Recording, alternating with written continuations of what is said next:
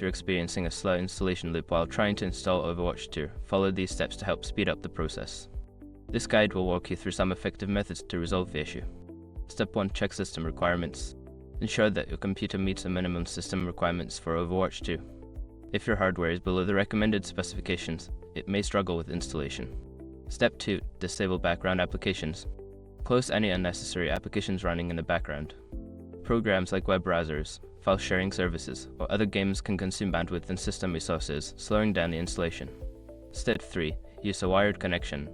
If you're currently using Wi-Fi, switch to a wired Ethernet connection. A stable and faster internet connection can significantly improve download speeds and reduce installation time. Step 4. Clear Blizzard Battle Net Cache.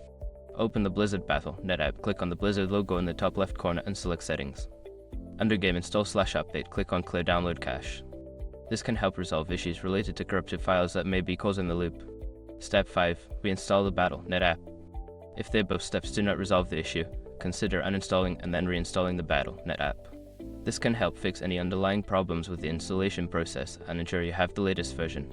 By following these steps, you should be able to speed up the installation process for Overwatch 2. If issues persist, consider reaching out to Blizzard support for further assistance.